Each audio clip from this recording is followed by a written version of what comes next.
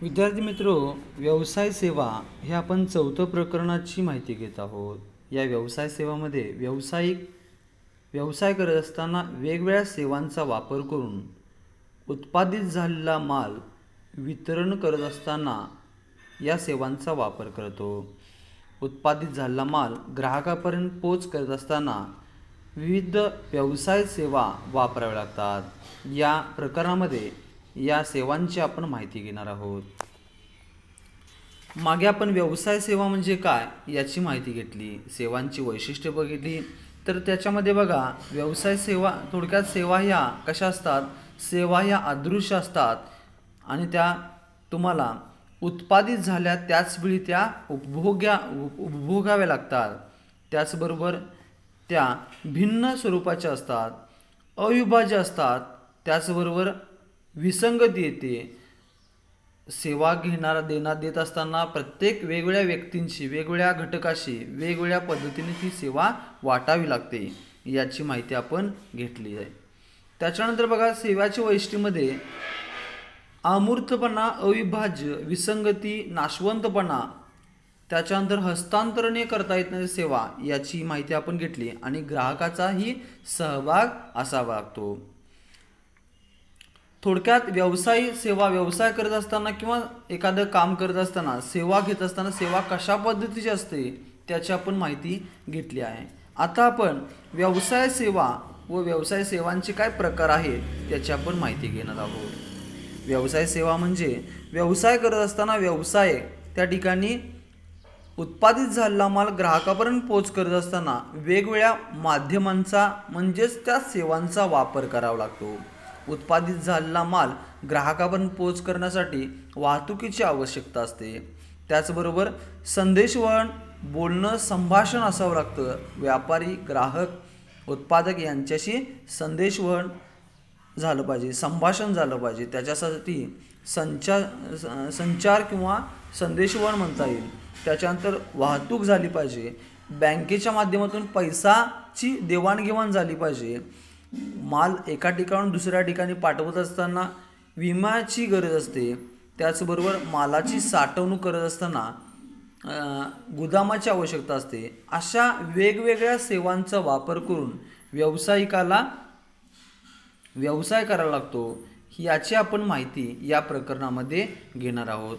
व्यवसायांच्या प्रकारामध्ये बघा, पहिलं बँकिंग, त्याच्यानंतर संदेशवहन त्याला संचार असं म्हटलं जातं, कम्युनिकेशन, त्याच्यानंतर वाहतूक, परिवहन म्हणजेच ट्रान्सपोर्ट, त्याच्यानंतर विमा, त्याच्यानंतर गुदाम म्हणजेच साठवणूकगृह.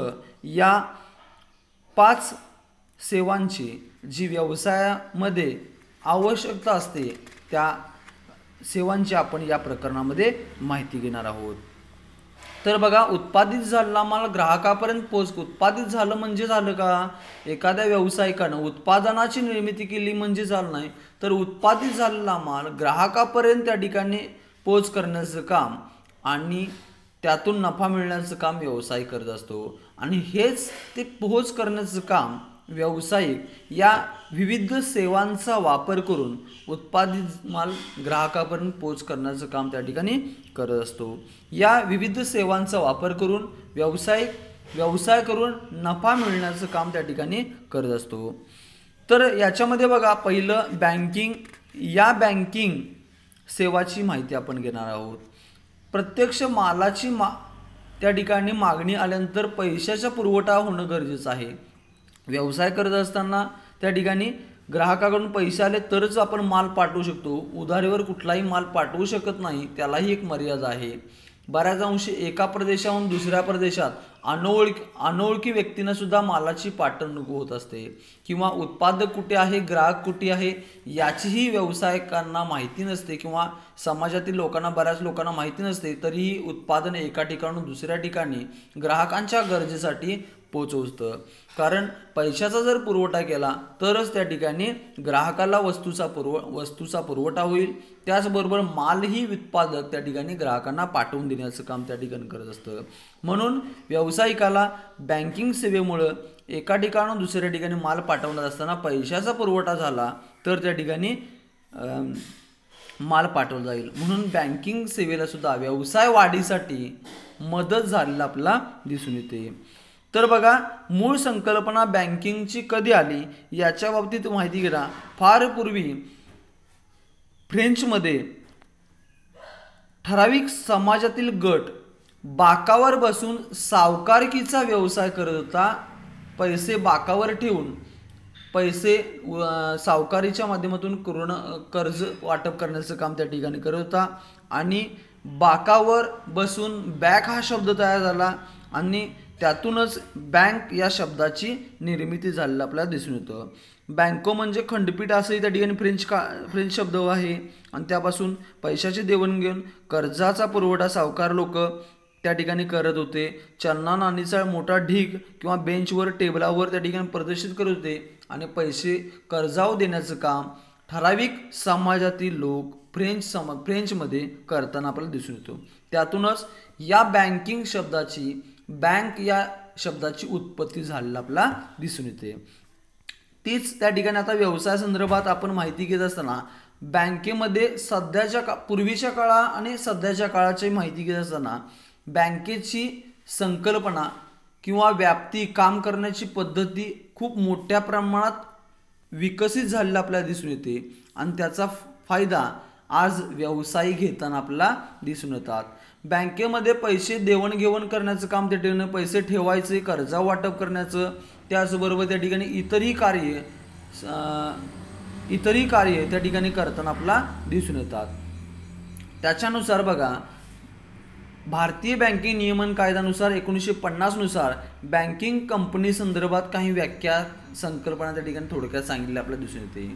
त्याच्या माध्यमातून बघा, कोणतीही कंपनी भारतामध्ये बँकिंग व्यवहार करते त्याला बँक असं म्हणता येईल. कोणतीही कंपनी जी भारतीय बँकिंग कायद्यानुसार व्यवहार करते त्याला एक बँक म्हणता येईल. दुसरं मग काय म्हणता येईल बघा, कर्ज देणे किंवा गुंतवणुकीच्या उद्देशाने स्वीकारणे, लोकांकडून पैसे जमा करणे, मागणीवरून किंवा अन्यथा परतफेड करणे आणि धनादेश, मसुदा आणि ऑर्डरद्वारे किंवा अन्यथा पैसे काढण्यायोग्य ठिकाण म्हणजे बँकिंग असं म्हणता येईल.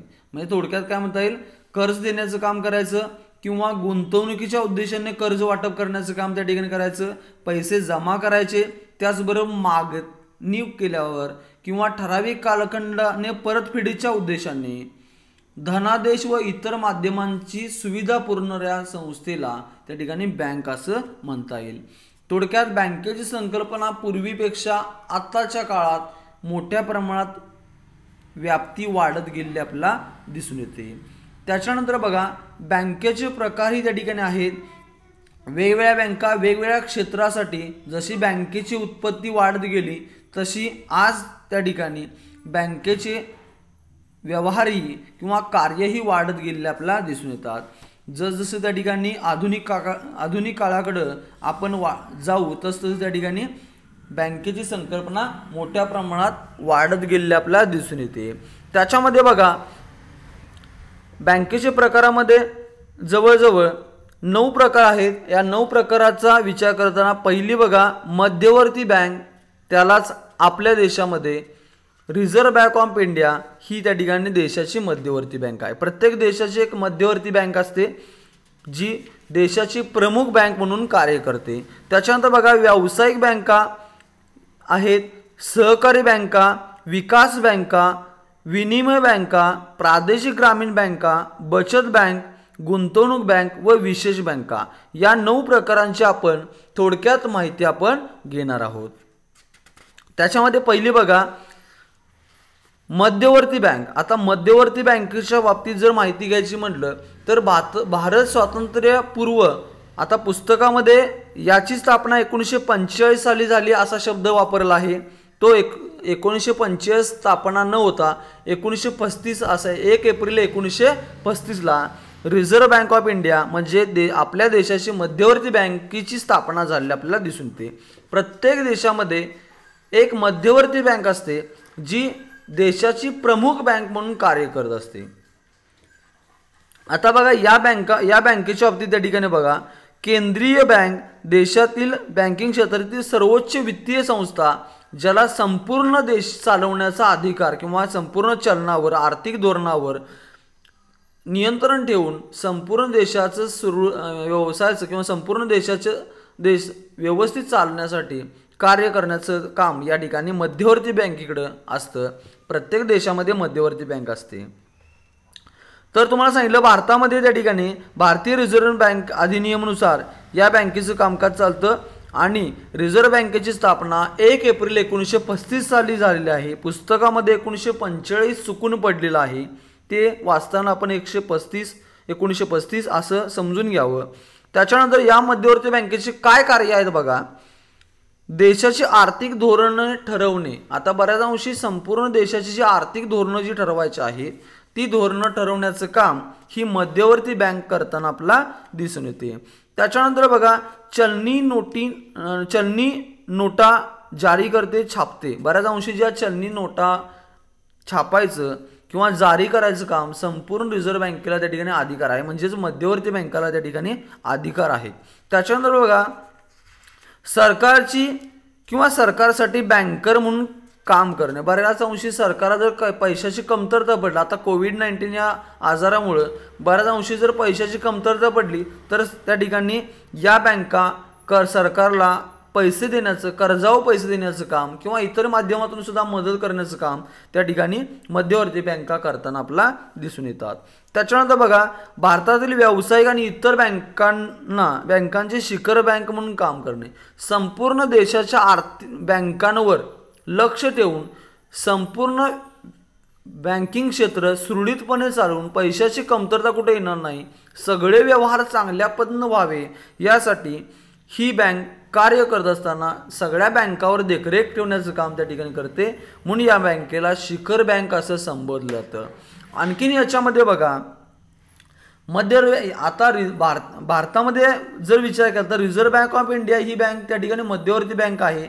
या बँका सर्वोच्च बँक असं म्हटलं जातं. भारतातील सर्वोच्च bank reserve bank of India, मध्यवर्ती बँक म्हणजे सेंट्रल बँक म्हणून त्या ठिकाणी उल्लेख केला जातो. बऱ्याच अंशी मध्यवर्ती बँक हा शब्द सहकारी क्षेत्रामध्ये जिल्हा बँकेला सुद्धा दिला जातो, पण जिल्हा बँकेचं पूर्ण वाक्य वापरा. बघा कोल्हापूर जिल्हा मध्यवर्ती सहकारी बँक, मध्यवर्ती सहकारी वापरलाय शब्द, म्हणजे कोल्हापूर जिल्ह्यापुरती सहकारी क्षेत्रातील मध्यवर्ती बँक. आपण बऱ्याच अंशी चुकतो की मध्यवर्ती बँक म्हणजे कोल्हापूर जिल्हा मध्यवर्ती बँक का, तर नाही अजिबात. तर मध्यवर्ती बँक म्हणजे देशाची मध्यवर्ती बँक, या संदर्भात आपण माहिती लिहायला लागणार आहे. तर त्याच्यानंतर बघा देशाची सर्वोच्च बँक, बँकांची बँक, त्याचबरोबर शिखर बँक, सरकारची बँक, अशा वेगवेगळ्या नावं या बँकेला दिलेली आपल्याला दिसून येतात. त्याच्यानंतर बघा मध्यवर्ती बँकेच्या बाबतीत आणखीन पाठीमागच्या इतिहासात संदर्भात आपण माहिती घेतली तर 1935च्या अगोदर 1 एप्रिल 1935च्या अगोदर भारतीय अर्थव्यवस्थेमध्ये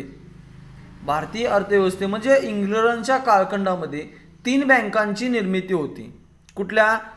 Imperial bank, bank of Mumbai आणि बँक ऑफ मद्रास, या 3 बँका संपूर्ण अर्थव्यवस्थेवर लक्ष ठेवत होत्या.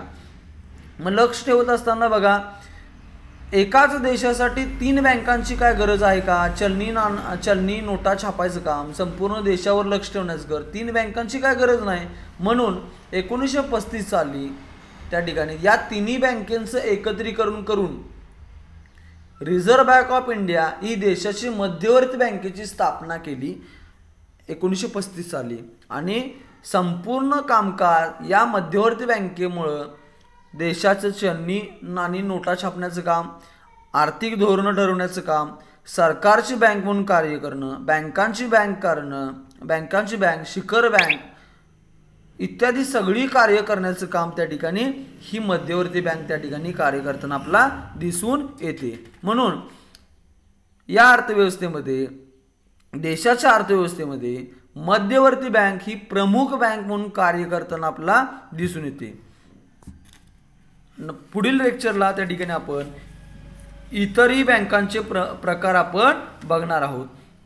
या बाकीच्या बँकांना सुद्धा मध्यवर्ती बँक कर्जाचा पुरवठा करणे, रेपो रेट ठरवणे, त्याचबरोबर इतरही मार्गदर्शक सूचना करणे, एकूणच अर्थव्यवस्थेवर लक्ष ठेवणे आणि आर्थिक धोरणं प्रत्येक बँकांना आखून देणं लक्ष ठेवणं हे काम संपूर्णतः मध्यवर्ती बँक करताना आपला दिसून येते। या बँकेची थोडक्यात जरी माहिती असली आपल्याला तरी याची व्याप्ती खूप मोठ्या प्रमाणात मध्यवर्ती बँकेची आहे, मध्यवर्ती बँकेची आपल्याला दिसून येईल। पुढील लेक्चरला आपण इतरही बँकांची आपण माहिती घेऊ।